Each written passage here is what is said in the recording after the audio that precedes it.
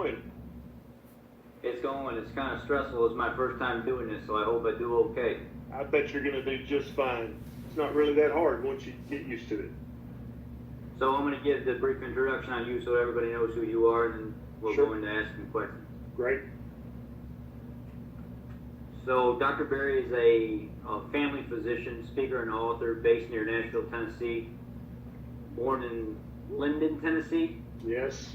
and he grew up in a very small town, southern town of, what does that say? Hohenwald? It's a German word. It means high forest. Hohenwald. He received a Bachelor of Science with honors in animal biology, psychology from Middle Tennessee State University in Murfreesboro, Tennessee in 1996, which I've been there and I really like Murfreesboro. He received his MD from the University of Tennessee Health Science Center in Memphis in 2000. Been practicing family medicine in rural Tennessee for over a decade. He's a board certified family medicine. What is it? Board certified in family medicine. Has been awarded the degree of fellow by the American Academy of Family Physicians. Having seen over 20,000 patients during his career of all ages, he's uniquely qualified to write on both acute and chronic diseases. More and more, Dr. Berry has focused on the chronic disease caused by the standard American diet and lifestyle, and has made it his mission to turn the tide on the epidemic of type 2 diabetes, chronic inflammation, and dementia. You have 4 children, 3 dogs, 2 cats, and 7 peacocks, and you live with your wife. Is that Naisha? Nisha, and you guys have a farm in Holiday, Tennessee. That's It's it. interesting. So you have a pretty peaceful life. Well, it tends to be peaceful. Sometimes interrupted by a bit of cacophony, but then back to the peacefulness again, usually. So I don't know if you want to just give your basic overview on the ketogenic diet, and then I ask the questions, or how you want to do it. Yeah, let's just chat and talk about this, and you're free to ask questions. I'll be watching the monitor, and everyone who's watching is free to ask questions. Is your group a closed group or is it open? It's closed. It's a closed group. So everybody who's watching now, if you can invite 2 or 3 other members who you know are in the closed group, and let's get as many people watching as we can, so that we can help the most people possible and answer the most questions. I've been practicing like your intro said for over a decade, almost 13 years now, almost 14 years. And when I first started practice, I recommended the standard American Diabetic Association, American Heart Association diet to all my patients. I told patients that if you burn more calories than you eat, you will lose weight. I told my patients to eat high carb, low saturated fat, to eat lots of whole wheat bread. And I still apologize almost on a daily basis to patients I see for that ignorant advice I gave for the first few years of my practice before I learned better and was able to give better advice. And now, obviously, I don't give anybody that advice. I try to give them the best advice that I can. And currently, that is the paleo / ancestral / ketogenic diet. Okay. It's done a number for me. I know I've lost 126 pounds so far, Yeah. and my life has changed. I was candidate for pre-diabetes, and I walked away from all that. Exactly. And back in the first 3 years of my practice, when I was recommending basically the standard American diet, I would have people who were very motivated to lose weight, and they would say, okay, so I just burn more calories than I eat. Is that right, doc? And I'd say, that's right, it's simple. And so they would go off, and they'd come back in a month, and they'd maybe lost 5 or 10 pounds, and then I wouldn't see them again. Because, as we all know, the eat less, move more never works. It might work for the first week or 2 or the first month, but then that's it. It stops working because the human body is much smarter than the average doctor. The human body is much smarter than the American Heart Association. And so when you try to pull the calorie deficit trick on your body, it just lowers your metabolic rate. That never works. It's been proven in huge studies, and it was proven day in and day out in my practice in the first few years. But now that I'm recommending the ketogenic diet and my patients are wholeheartedly taking up this way of eating and way of living, I hear stories like yours, Richard, that I've lost just an ungodly amount of weight. I used to be a diabetic. Now I'm not on any medicines. I used to have hypertension. Now I don't.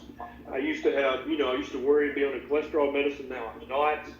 And I hear these stories in the beginning of my medical practice. So,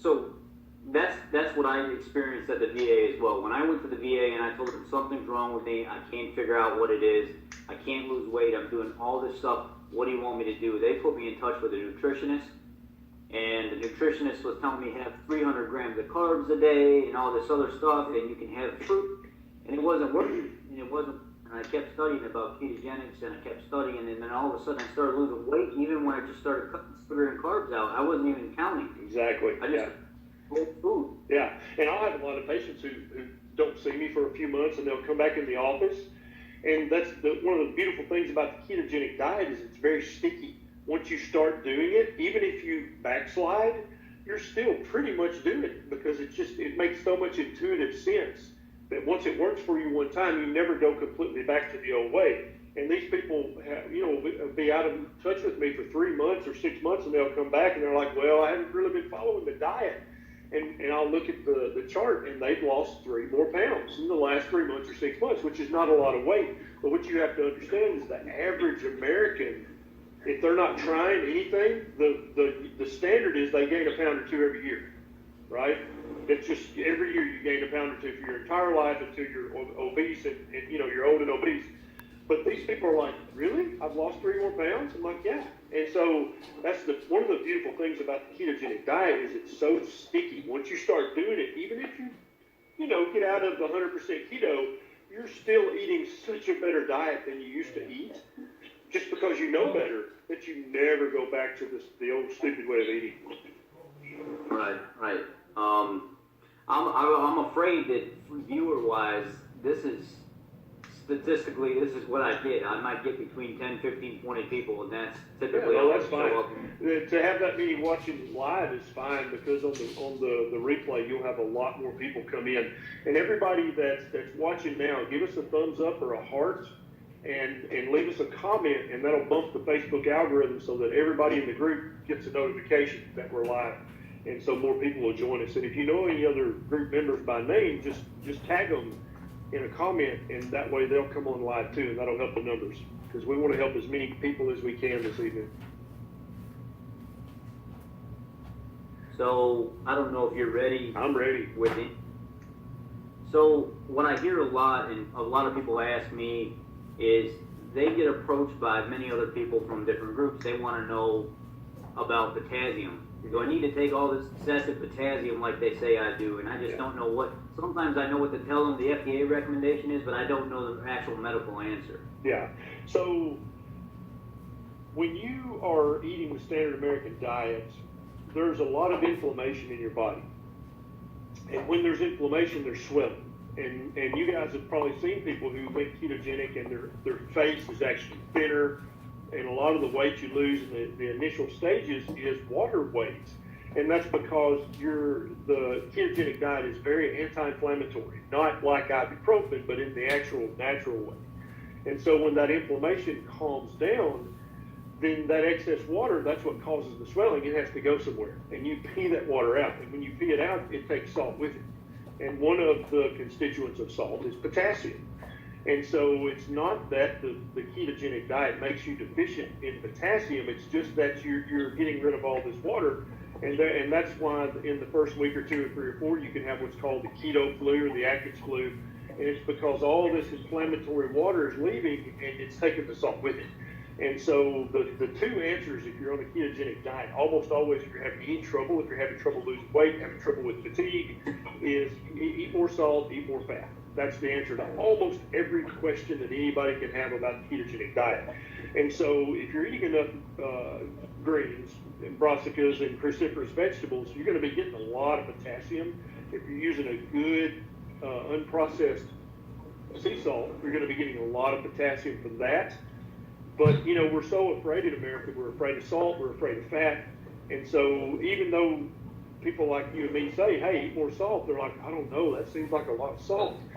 But when you're eating a ketogenic diet, you get to eat more salt. It's almost like a treat.